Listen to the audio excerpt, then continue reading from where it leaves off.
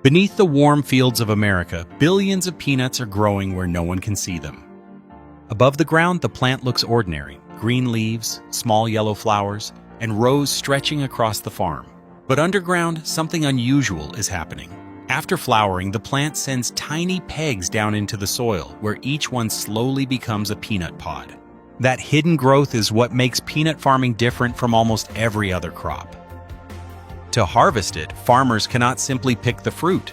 They must lift the entire plant from the earth, flip it upside down, dry it in the sun, and run it through powerful machines that separate the peanuts from the vines. Today we'll be following the journey of growing and harvesting 7.18 billion pounds of peanuts across the United States. Let's get started! Before planting begins, farmers prepare the soil carefully. Peanuts need a soft seed bed where roots can expand and where the future pods can develop without obstruction. Farmers loosen the soil, shape the field, and create smooth rows for planting. Soil testing is also important. Farmers check nutrient levels and soil pH to understand what the crop needs before the season begins. Crop rotation is another major part of peanut farming. Peanuts are often rotated with crops such as cotton, corn, or grass crops.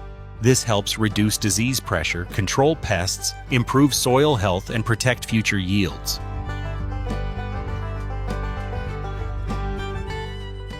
Peanut planting usually begins in late spring, when the soil has warmed enough for strong germination. Modern planters place seeds into the soil at a precise depth and spacing. The goal is to create even rows, strong emergence, and enough room for each plant to develop. Each seed is actually a peanut kernel. Once planted, it absorbs moisture, begins to swell, and sends a young shoot toward the surface. Soon, rows of green plants appear across the field. At this stage, the crop looks simple, but the peanut plant is preparing for one of the strangest growth processes in agriculture.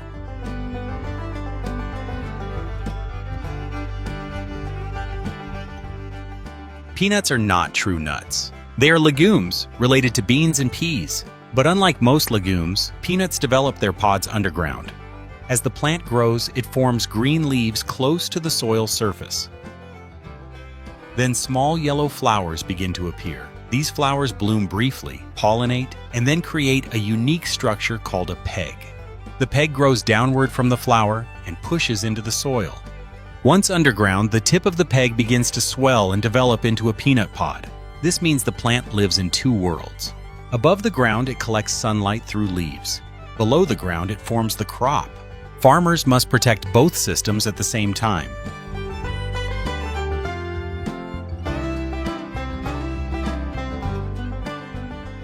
The peanut growing season usually lasts around 120 to 160 days, depending on variety, weather, and region. During this time, farmers manage water, weeds, pests, and disease. Moisture is especially important during flowering, pegging, and pod development. In areas with limited rainfall, irrigation systems may be used to keep the crop growing steadily. But water must be managed carefully. Too little moisture reduces yield. Too much moisture increases disease risk. Uneven moisture can lead to uneven pod maturity. Weed control is also essential. Weeds compete for sunlight, nutrients, and water. Farmers may use cultivation, crop rotation, cover crops, and carefully managed herbicide programs to protect the field. Disease management is another major task, especially in humid regions where leaf spot and soil-borne diseases can damage the crop. Peanut farming may look calm from a distance, but it requires constant monitoring.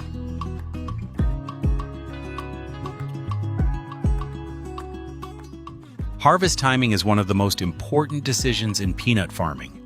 Farmers check maturity by pulling sample plants from the field. They examine the pods, the color inside the shell, and the development of the kernels. When enough pods have reached the right maturity, the harvest window begins. When the field is ready, farmers bring in one of the most important machines in peanut agriculture, the digger shaker inverter. Peanut harvest begins with digging. A digger moves through the field, cutting beneath the peanut plant, and lifting the entire plant from the soil. The machine shakes away loose dirt, then flips the plant upside down. This creates a windrow. In the windrow, the vines are placed on the ground with the peanuts facing upward, exposed to sun and air. This step is critical. Freshly dug peanuts contain too much moisture for safe storage. By drying in the field for several days, the pods lose moisture naturally and become easier to combine. Modern peanut diggers may use GPS guidance, depth control, and improved shaking systems to reduce losses and improve efficiency. At this stage, the hidden crop is finally visible. Rows of inverted plants stretch across the field with peanuts drying in the autumn sun. After digging, peanuts remain in windrows for several days. This field drying period allows moisture to drop before combining. Good drying weather is extremely valuable. Sun, airflow, and low humidity help the crop cure properly. Once the crop reaches the right condition, the second major harvest machine enters the field, the peanut combine. The combine lifts the windrowed peanut plants from the field and separates the pods from the vines. Inside the machine, rotating cylinders, screens, fans, and cleaning systems work together to remove vines, leaves, soil, and other material while protecting the peanut pods. The peanuts are collected in a hopper and transferred into trailers or wagons. The leftover vines may become peanut hay, which can be used as livestock feed. This helps reduce waste and gives value to the remaining plant material. Harvesting peanuts is not simply driving across a field. It is a balance between speed, moisture, machine settings, and crop condition.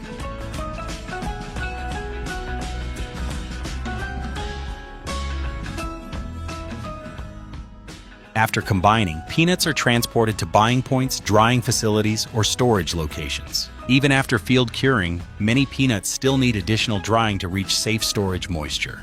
Large dryers move warm air through the peanuts to reduce moisture gradually. The goal is to prevent spoilage while protecting kernel quality. Once dried, peanuts are graded and stored under controlled conditions. Grading is important because price depends on quality.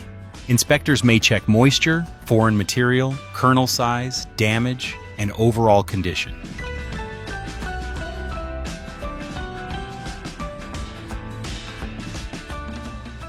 At the processing facility, raw peanuts go through several stages.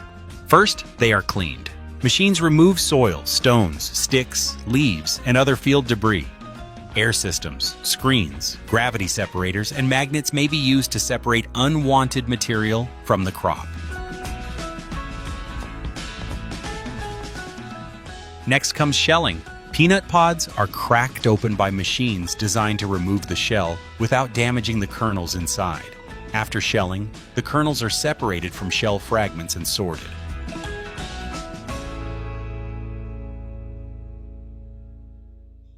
Modern sorting systems can classify peanuts by size, color, shape, and defects. Optical sorters may use cameras, sensors, and air jets to remove discolored, damaged, or foreign material. Only peanuts that meet specific standards move forward into food production. This step is what turns a field crop into a clean ingredient ready for snacks, spreads, oil, and packaged foods. Roasting is one of the most important steps in peanut processing. Heat develops the peanut's familiar aroma, deeper flavor, and crunchy texture. Some peanuts are dry roasted with hot air. Others are oil roasted, depending on the product. After roasting, they may be salted, seasoned, blanched, chopped, or packed whole. Peanut butter is one of the most iconic peanut products in American food culture. To make it, roasted peanuts are cooled and then ground into a smooth or chunky paste. The grinding process releases the peanut's natural oils and transforms the solid kernels into a creamy spread. Depending on the product, manufacturers may add salt, sweeteners, or stabilizers to improve flavor and texture. For crunchy peanut butter, small peanut pieces are mixed back into the paste. The finished peanut butter is pumped into jars, sealed, labeled, and packed for distribution. The process is highly automated, but the basic idea is simple. Roasted peanuts are ground until they become spreadable. From school lunches to sandwiches, sauces, cookies, smoothies, and protein snacks, peanut butter has become one of the most recognizable peanut products in the United States.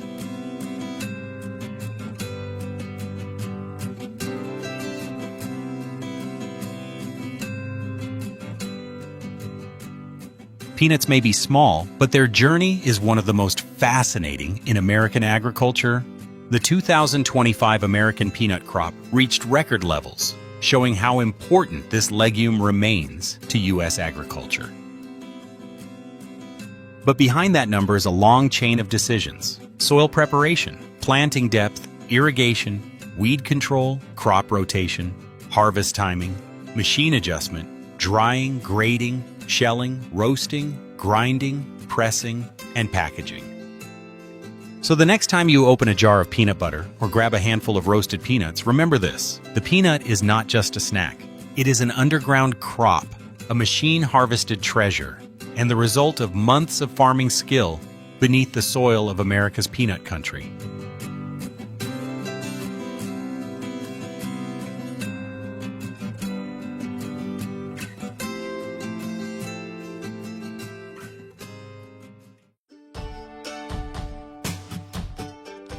What if one of the smallest crops in the world could generate tens of billions of dollars and feed entire industries? In 2025, global soybean production continues to exceed 370 million tons, with the United States, Brazil, and Argentina dominating supply. But behind these massive numbers lies a highly optimized farming system built on precision scale and technology. From planting to processing, every stage is engineered to maximize yield and efficiency. So how do farmers turn tiny seeds into one of the most important resources in global agriculture? Let's begin at the very first step: planting.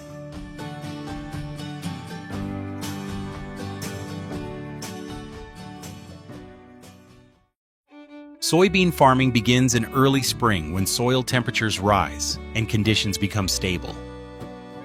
Farmers carefully select high-performance seeds that are bred for yield, disease resistance, and climate adaptability. In modern agriculture, many of these seeds are treated before planting to protect against early-stage pests and diseases. Fields are prepared using minimal tillage or no-till methods to preserve soil structure and reduce erosion. Instead of traditional plowing, seeds are often planted directly into previous crop residue, improving moisture retention and sustainability. Advanced planting machines distribute seeds at precise depths of 3 to 5 centimeters and maintain consistent spacing across large fields. This level of precision ensures uniform germination and balanced plant development.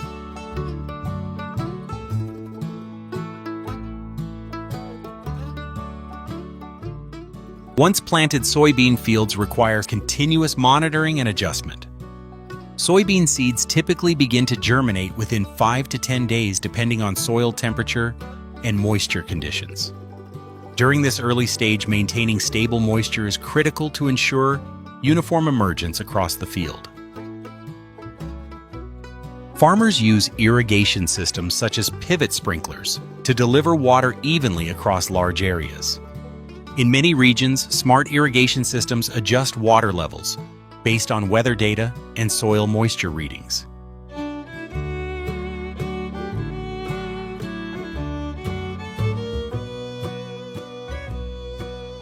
Fertilization is carefully managed to provide essential nutrients while avoiding overuse. Soybeans naturally fix nitrogen through symbiotic bacteria in their roots, reducing the need for additional nitrogen fertilizers.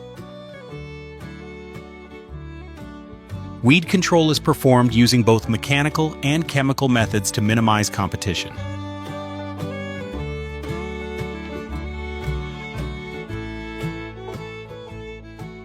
Farmers also monitor pests and diseases using drones, sensors, and field inspections. These technologies allow early detection and targeted treatment, improving efficiency and reducing environmental impact.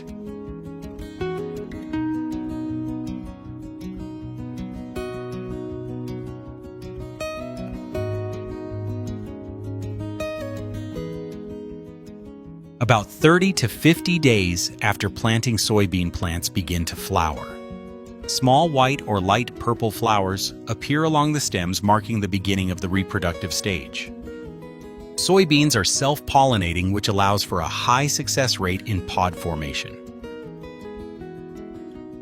After pollination, the flowers develop into small pods that gradually expand. Inside each pod, soybean seeds begin to form and mature. Environmental conditions during this stage strongly influence final yield and quality. Stable moisture and temperature are essential for proper pod development.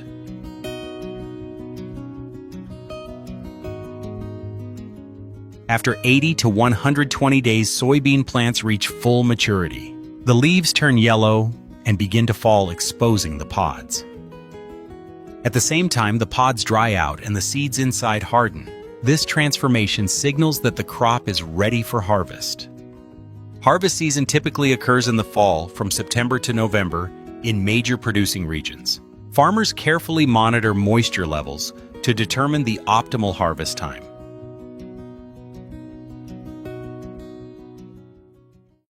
Modern soybean harvesting is dominated by combine harvesters. At full maturity, combine harvesters move across the fields in long, continuous passes, cutting plants close to the ground with precision headers. The entire plant is fed into the machine, where a threshing system separates the beans from pod stems and leaves in a single operation.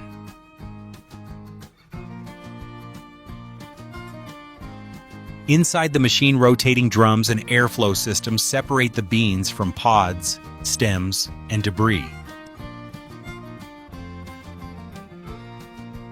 The cleaned soybeans are stored in large containers on the machine, allowing it to operate continuously without frequent stops. When the tank reaches capacity, soybeans are transferred in real time to trucks or grain carts, moving alongside using an auger system. At the same time, plant residue is returned to the field, improving soil fertility for the next season.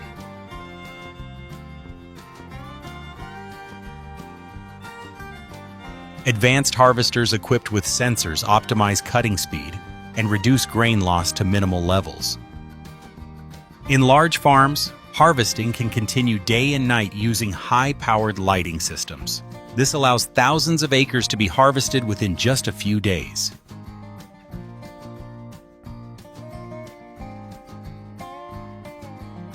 After harvesting, soybeans are quickly transported to storage facilities or processing plants to preserve quality.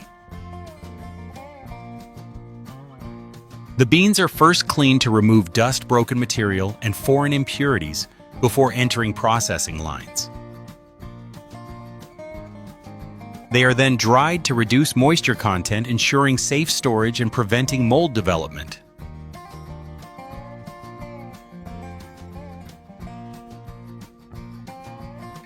At processing plants, soybeans are crushed and separated into two main components, oil and meal. Soybean oil is extracted through mechanical pressing and refining, producing a clear, stable cooking oil used worldwide.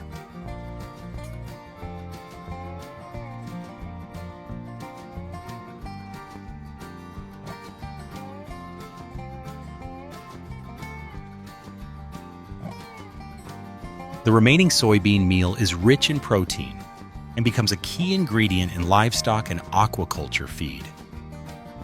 In addition to industrial uses, soybeans are processed into a wide range of food products. For soy milk, the beans are soaked, ground, heated, and filtered to create a smooth liquid.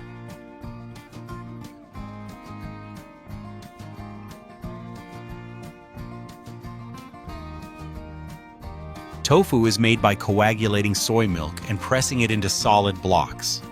These processing methods transform soybeans into versatile products used worldwide.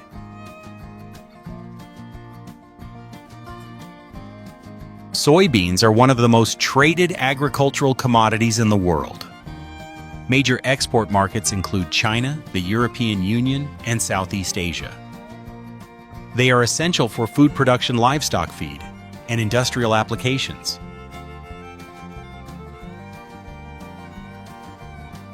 In 2024, soybean exports generated tens of billions of dollars for producing countries. Efficient logistics systems, including railways, highways, and shipping routes, ensure fast global distribution.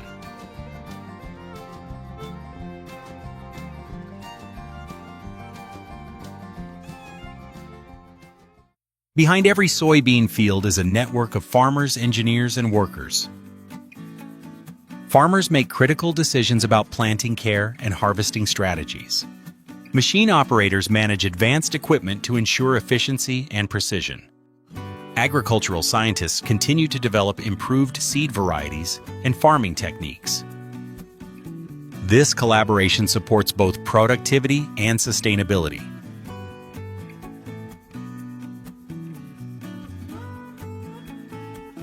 The journey of soybeans from seed to global product is a combination of science, technology, and human expertise. Every stage is designed to maximize output while maintaining quality and sustainability. What begins as a small seed becomes a key resource that supports food systems around the world.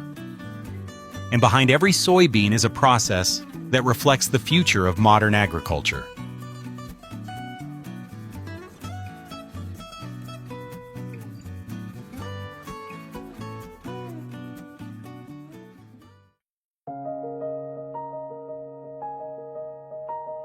What if one of the world's most eye-catching fruits was also one of the easiest to damage? This is star fruit, a tropical fruit shaped by nature like a perfect star, but grown through careful human skill. Across warm orchards in Asia, farmers must manage every stage with precision, planting, pruning, protecting young fruit, and harvesting each piece by hand before its delicate ridges bruise. Today we follow the journey of star fruit, from the tree to the harvest basket, from the processing line to the global market. And the real question is, how do farmers protect a fruit this beautiful from the moment it begins to grow?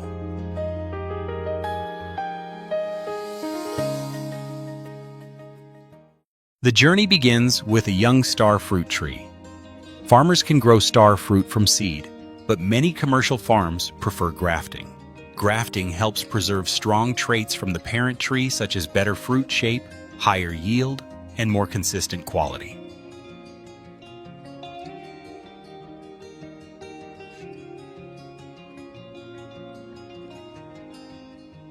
Young trees are planted in fertile soil with good drainage. The roots need moisture, but they should not stay in water for too long. That is why orchard land must be prepared carefully before planting. Spacing is also important. If trees are too close, the canopy becomes crowded. Sunlight and air cannot move well through the branches. If trees are too far apart, farmers lose valuable growing space. A young star fruit tree may look simple at first, but with good care, it can become a productive tree for many years. After planting, farmers must care for the trees throughout the year. Water is one of the most important factors. During dry periods, irrigation helps support flowering and fruit development. Fertilizer is also needed. Farmers may use compost, organic matter, or balanced fertilizers to support leaf growth, flowering, and fruit quality. Then comes pruning. Star fruit trees can grow dense branches. If the canopy becomes too thick, sunlight cannot reach the inner parts of the tree, and disease can spread more easily. So farmers remove weak, old, or damaged branches. This improves airflow, makes the tree easier to manage, and helps the plant focus energy on producing better fruit. This stage may not look dramatic, but it decides the quality of the harvest. Before a star fruit becomes bright and beautiful, the tree must be healthy first. When the season changes, small flowers begin to appear on the branches. Starfruit flowers are usually pink-purple or pale white. They grow in clusters and attract pollinators such as bees and other insects.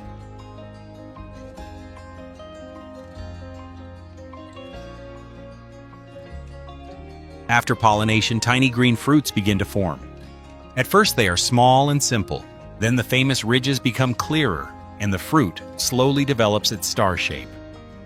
This is one of the most delicate stages. Young star fruit can be damaged by insects, fruit flies, heavy rain, wind, or strong sunlight. Because the ridges are thin and exposed, even small scratches can reduce market value. That is why many farmers cover the young fruit with protective bags. Bagging helps reduce pest damage, protects the skin, and improves appearance. It is a slow and careful job, but it makes a big difference. Star fruit can produce more than one harvest in tropical climates.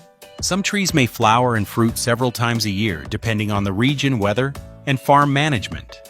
Harvest timing is extremely important. The fruit should not be picked too early because the flavor may be too sour. But if farmers wait too long, the fruit becomes softer and easier to damage.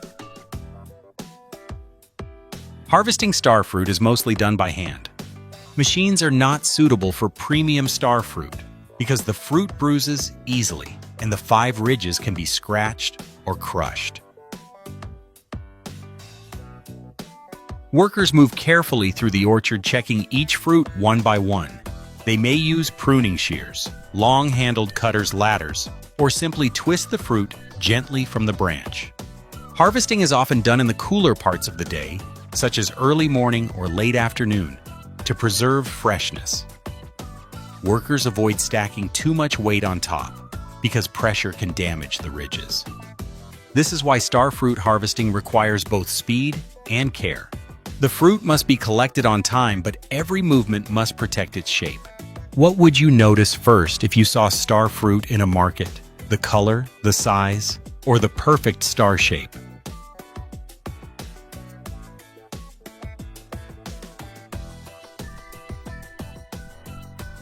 After harvest, the fruit is taken to a sorting and processing area. The best-looking fruit is selected for fresh markets or export. These fruits must have clean skin, good color, strong shape, and minimal damage. Fruit with small defects may still be valuable. Instead of being wasted, it can be used for juice, puree, dried slices, jams, or other processed products. For juice production, the fruit is first washed to remove dust and field residue. Then it is trimmed, sliced, crushed, or pulped.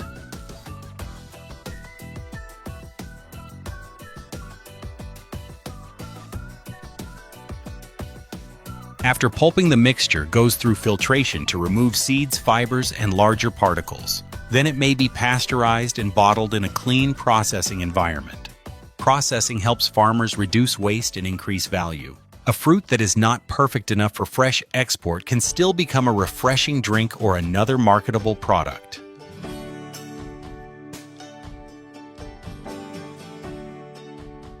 Star fruit stands out in the market because of one thing: its shape. When sliced, it becomes a natural star, making it popular for fresh fruit displays, desserts, salads, juices, and tropical drinks. The best fruits are sold fresh or exported. Smaller or slightly damaged fruits can still be processed into juice, dried slices, jams, preserves, and frozen pulp. But star fruit is delicate. It needs careful packaging, cool storage, and gentle transport to protect its ridges and bright yellow skin. For farmers, the value depends on quality. A clean, firm, well-shaped fruit can bring a better price, while damaged fruit is usually sent for processing.